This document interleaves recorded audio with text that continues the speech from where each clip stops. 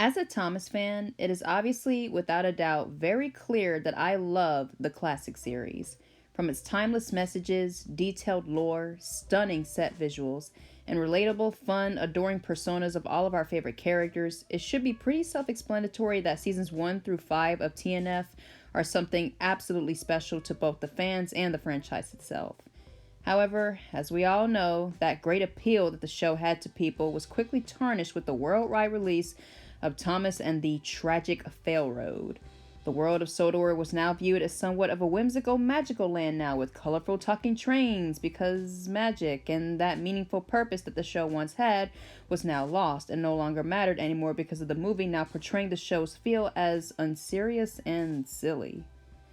After the film's flop, 2 new seasons premiered, season 6 and 7, in the following 2 years as the show was now under ownership of Hit Entertainment, and yeah, you can even visually see the changes to everything thanks to Tragic Failroad's impact.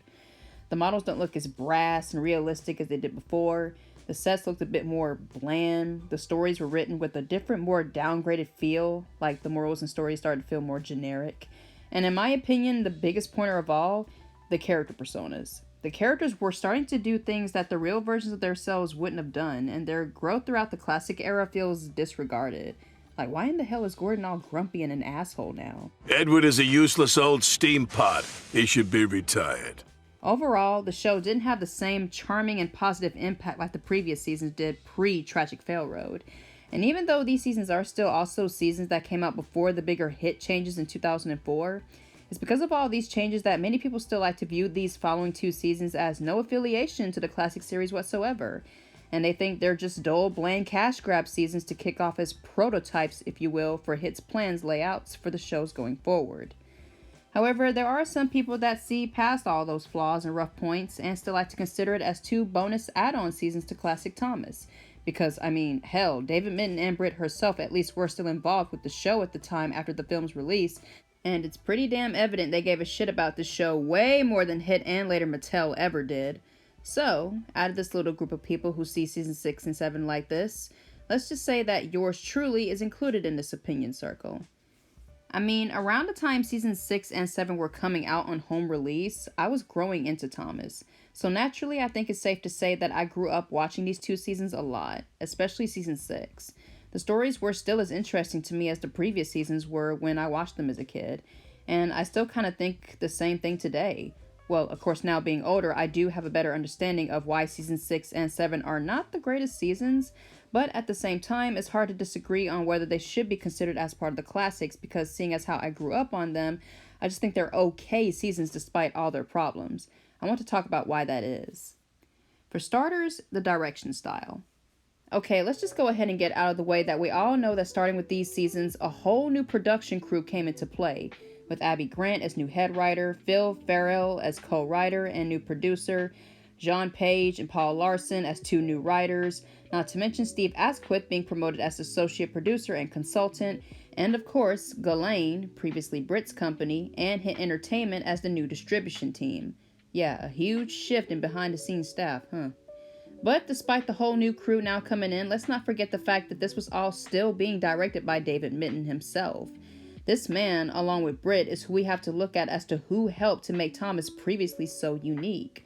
From his amazing and wonderful directing skills of the model work and episode tones, to his heavy involvement of producing all of seasons 1 through 5, to using his writing talents from tugs to write some pretty damn good episodes here and there, Minton put in his all with these special methods to make Classic Thomas the groundbreaking, spectacular era of the show it still is today. So the fact that this very man is still directing these 2 following later seasons is what makes it stand out from the later Hit era seasons. It still has that familiar classic Minton feel to it. I mean, you can still tell from the direction style of the episodes, visually and literally, that it's still Minton's doing. The wide horizon shots, the camera positions, the same familiar slowed frame rate of the filming, the cinematic vibe of the more action episodes. It all still feels like older Thomas. The style feels like classic Thomas because Minton transitioned that older distinctive direction of the show into seasons 6 and 7. Compare that to, say, later seasons 8 and 9, and witnessing that direction style doesn't give you that warm, familiar feeling anymore. Instead, the directing style feels negatively different. It doesn't feel right. I don't think any other director of the show could accurately nail it on the head like Mitten did, because it is without a doubt safe to say he had the magic touch. I mean, I'm serious. Look at the episodes yourself and you'll see what I mean. Compare a season 7 episode to per se a season 8 one and you'll see and feel what I mean. And it's because of all this that makes me stand on one of the reasons why these 2 later seasons still feel classic to me. Yeah, you have the drastic and unfortunate changes to the writing, character traits, set visuals, distribution, staff, etc. But underneath all of that, there's still that little bit of spark from the magic of classic era icon Mitten himself that helps to make seasons 6 and 7 a little more exceptionally sumptuous and more noteworthy than and unmatched to the later seasons. The second reason is the music. I think the music is what throws it off a bit because in season 7 for the US, they had Michael Brandon narrate for the episodes, and for his narrations, they had Robert Hartshorn as the new composer. And while don't get me wrong, he is an excellent one at that, and his music did get progressively better come the CGI series later on, but his music in season 7 feels odd. I don't know, I think it's just you have a new music style playing under a classic style episode, and it feels out of place in a way. This is now where I talk about the classic Michael Donald and Junior Campbell score. I mean, come on, when isn't their scores bangers? With their music, you can still hear new renditions of the classic themes of all the characters like Gordon's theme, Toby's theme, Percy's busy theme, the Skarloey Railway theme, etc. The usual same ditties that they use, the familiar instruments, and hell, they even reprise the William Tell Overture theme from Busy Going Backwards sometimes. Their themes for the new characters are good too. My favorite is Murdoch's theme.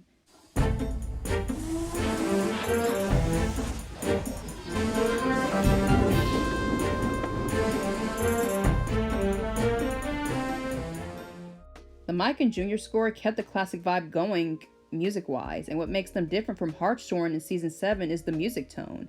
The classic score isn't as overbearing with the music as Roberts is. It manages to keep itself at a comfortable audible tone to not overtake the episode's audio while still being heard to help engage in the episode's story. Roberts does too, but the flute and French horn sound effects be a bit too much at times, and you hear them so often that it kind of ruins the mood of some episodes. Can't let them down. I can't let them down.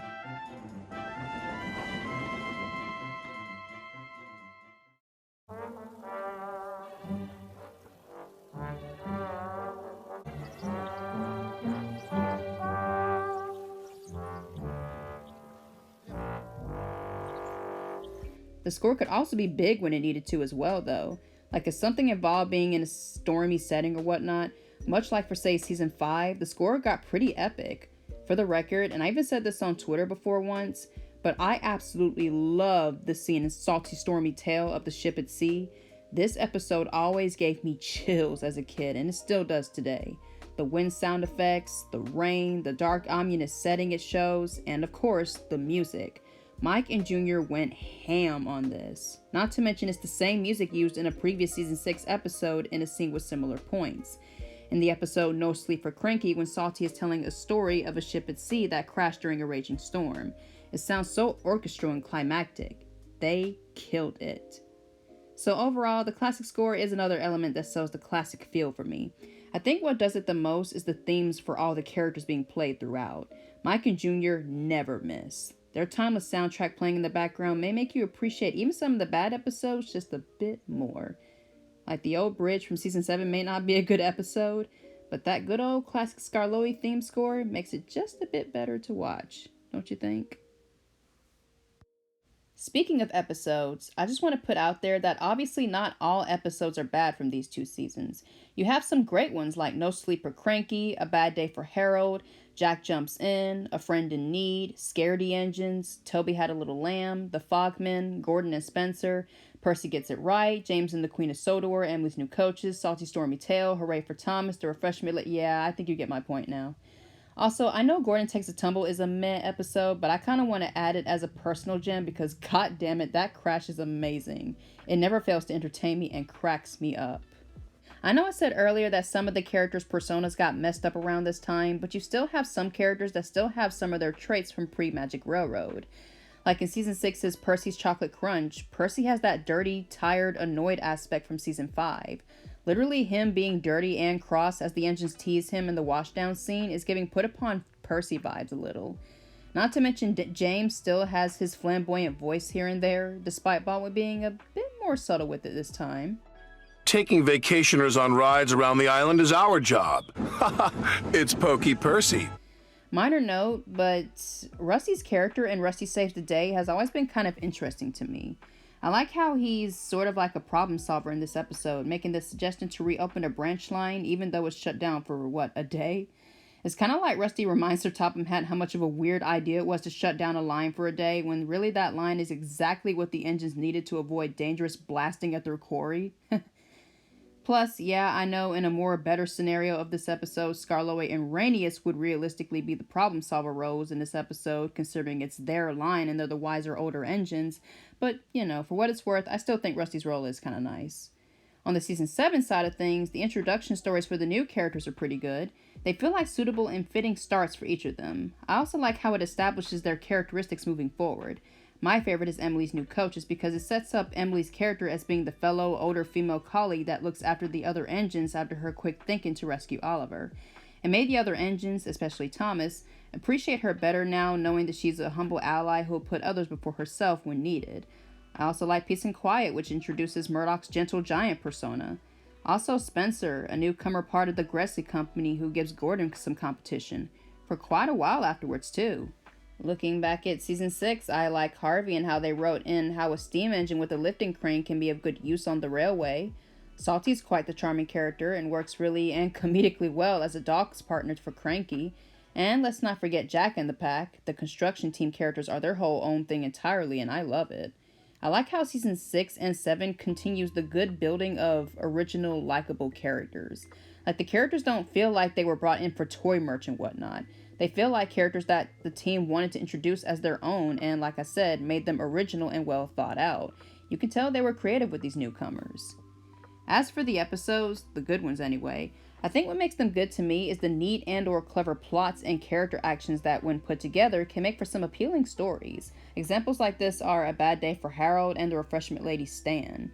In the first one, I like how it plays with Percy and Harold's competitive friendship, with Harold being a good chap and offering to deliver Percy's mail for him, but Percy declines, thinking only he can take it and that Harold's trying to take his job. And it's not until Harold later has an accident trying to help Percy and Percy saves him does Percy realize that despite their competitiveness sometimes, they're still firm friends at the end of it all.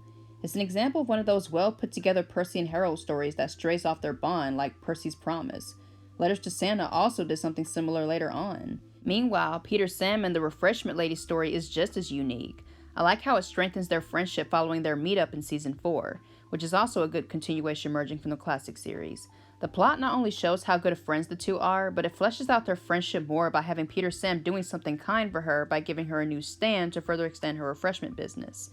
It establishes what a good friendship they have while still managing to enhance their friendship more. It's a nice episode with a great plot that cleverly tackles and improves something that was already introduced previously. James and the Queen of Sodor is another good one because of how it features James and Gordon. Gordon's whole plan to get back at James by setting him up to do a dirty but important job is quite an engrossing and honestly kind of funny story. James's reaction to seeing the Queen of Sodor and realizing he's been tricked is hilarious. Really, Gordon constantly belittling James and laughing at his fails will forever be comical. They just have that humorous, joking, big and middle brother rivalry going on. Always so amusing. Speaking of humor, Thomas Percy and the Squeak is a cute one. The mouse squeaking in Clarabelle and Alicia Body wailing once she saw it was pretty funny. And Gordon calling Percy a peasant in the UK dub had me in hysterics when I first heard it. Peasant, Gordon huffs snootily. Yes, I am pleasant, smiled Percy. He was glad somebody noticed. Obviously never saw the UK dub as a kid, so that one actually surprised me. The Fogman is another gem, talking about the usual well-said message of how old methods don't need to be replaced if they're still the best, and Percy gets it right as good by demonstrating Percy's loyalty to save Thomas despite his honesty not being trusted by Sir Topham Hatt. Toby Had a Little Lamb is a sweet one about Toby taking risks to rescue some baby lambs. And who the hell else here can agree that Hooray for Thomas is the best finale to it all, both to Season 7 and Classic Thomas.